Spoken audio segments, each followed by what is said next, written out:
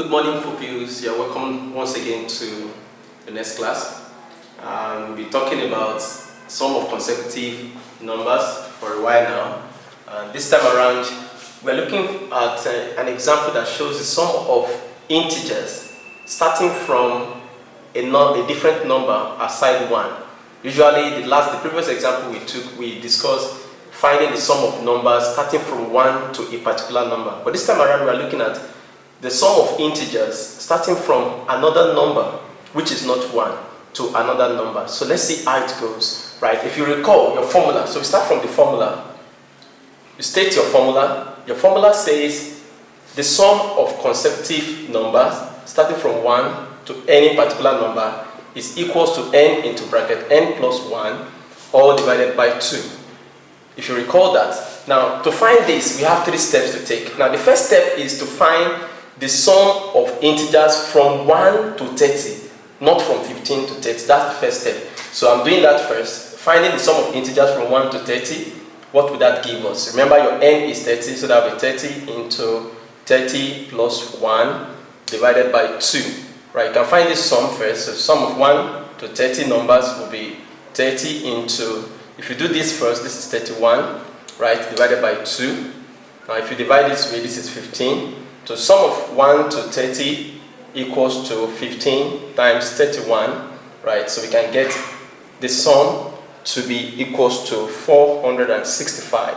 If you multiply that properly, you get 465. So this is the sum of integers from number 1 to 30. So if I list 1 to 30, like 1 to 30, and then I find the sum of these numbers, I'm going to get 465. Now what is the next step? The next step is to find the sum of 1 to 14. Why am I finding the sum of 1 to 14? Because if I list number 1, 2, 3, up to 30, and I'm interested in finding number from 15 to 30, that means I need to cut away 1 to 14. I need to cut this away. So if I cut away 1 to 14, then I'll be having 1 to 15 to 30 left. I hope that is clear. Now, the first step I did was to find the sum of 1 to 30, and that's what I got, 465. Now, I need to remove sum of numbers from 1 to 14, so that what I'll be having left is sum of numbers from 15 to 30, and that's what exactly the question asks us to find. So the next step is to find the sum of numbers from 1 to 14, and that's exactly what I'm about to do now. Now, if you recall from the formula, your n is 14, so we have 14 into bracket, 14 plus 1, all divided by 2.